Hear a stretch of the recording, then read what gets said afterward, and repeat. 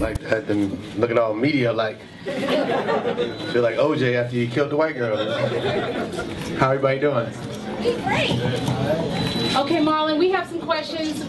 They just saw the film A Haunted House Across the Street. I apologize to you and all the stuffed animals out there on behalf of me and Elmo. We all apologize. How'd you guys like it? Any good response in the theater? Oh, you guys saw it together? Yeah.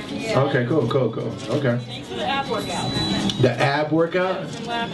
Oh, thank you. Oh, that's a compliment. Shit. Oh. What was the budget for the film? Under 10. And then I gotta kill you. Yeah, under 10. Under 10. We did this actually micro low budget, and but we tried to get as much laughs as possible as we could in there. So we tried to get a $35 million looking movie for the low price of under 10. And everything you see is on the screen. I didn't get paid nothing. I did it for love and labor. And you also wrote the film. Yeah, I wrote this film, shameful to say. You know, this one is so crazy that I called my brothers up. I was like, yo, Sean, I got this role in this movie. And he was like,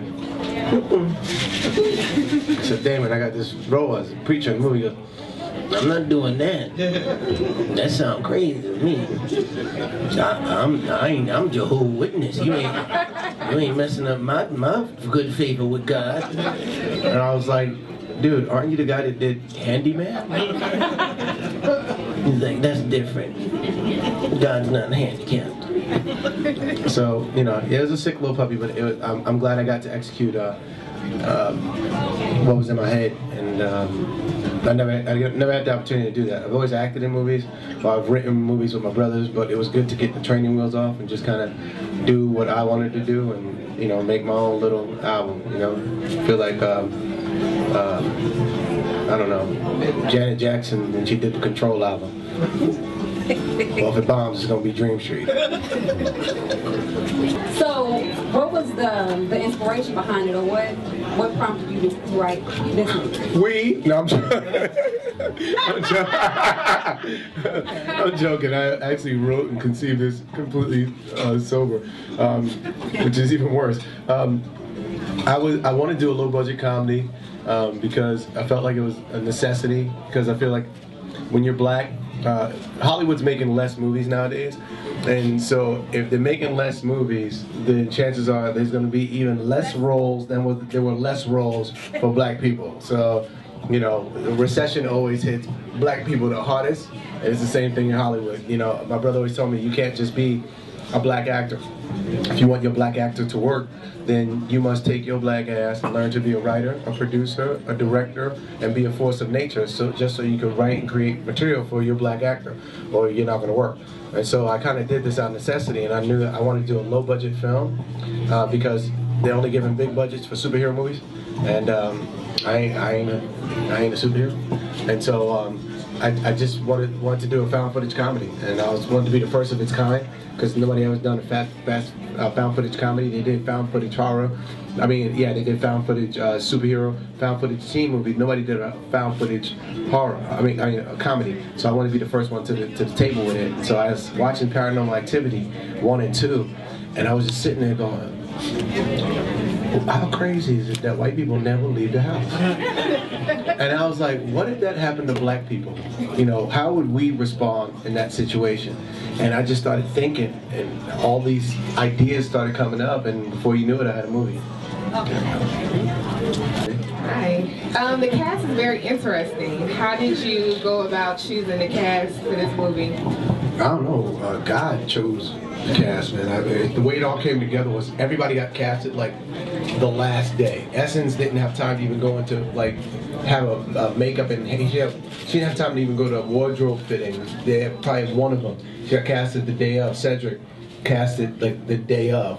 Afion the day of. It's just, we had people in mind, and we was trying to work different schedules, but a lot of the people schedules wasn't working out because there's on television shows, and everybody, it just happened. Like I said, God was like, no, you're gonna put Cedric in a movie. Why? Because everybody else is gonna be busy. So, and honestly, once Cedric, I met with Cedric, and I sat down. I was like, dude, I know you. Go home. I got you. I know what you do. He goes, no, but I have this take, man, and he should talk like this. And he gave me a little bit of taste, and I was like, oh man, he could kill this.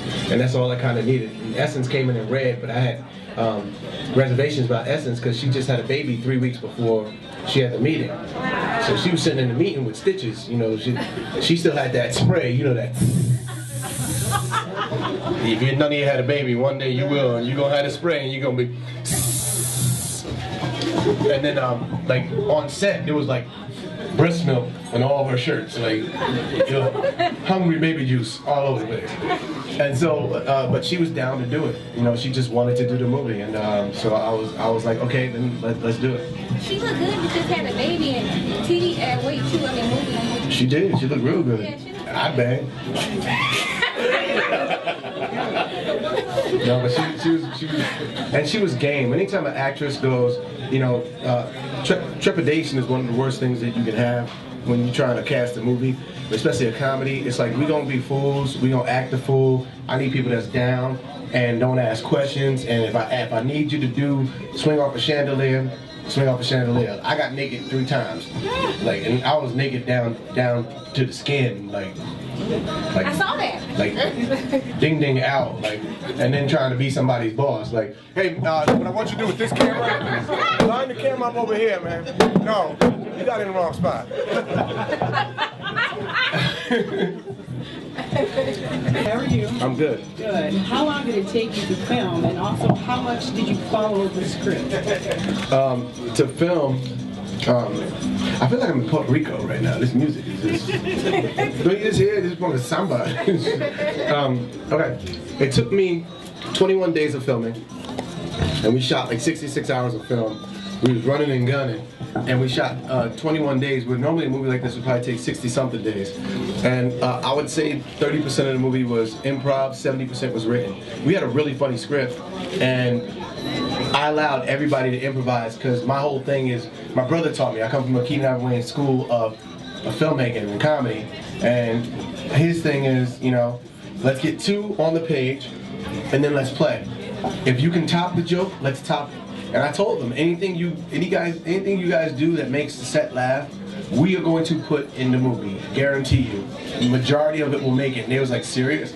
I was like, say whatever you want. Let's go for it. And so we got 2 in the can, and then it just became play. So you got 5 funny people, and he was gonna say this, and then he throws in, you know what? He should say that, and I'll say this. Oh, you know what? And then I'll say this, and then and it just, everybody was just, it was like watching the Globetrotters. It was a great experience. Here's a question. Yes, sir. So you went really over the edge with this film in a lot of parts. Yeah.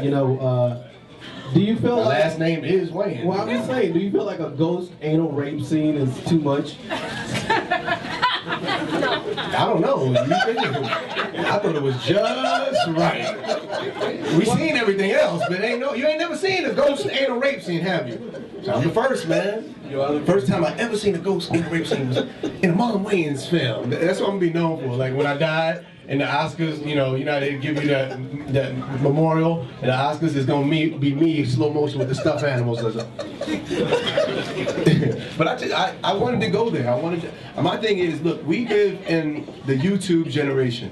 These kids see everything. They show death. They show people getting shot in the face and on Twitter. On YouTube. They're so desensitized that you need to go somewhere and hit some kind of nerve in order to make them want to see the movie. R-rated pictures, people are gravitating to that because the PG-13 laugh is just not the same. Our laughter is just some guttural, make you tear, make your abs hurt, make you like whoo, whoo, at the end, kind of laughter. And I wanted to evoke that kind of laughter. Either you was gonna laugh or you gonna walk out the theater. Those are the 2 options. And if you stayed, then you liked it. So, or you tolerated it. Either way it goes, I'm happy about it. But here's the thing. We didn't go graphic. Like, we insinuated. It wasn't like you see the ghost penetrate. All you see is my pants come down and we go, ah! That's all. For all you know, he could have gave me a ghost needle. You don't know. And even with Keisha, with Essence or Keisha squirting, you hear it. We didn't show it. Now we filmed it and we was gonna show it, but Deleted scenes. look at you, you waiting for DVD extras. Yeah, we will. DVD extras, y'all gonna be like, wow, y'all, yeah, wow. That's all.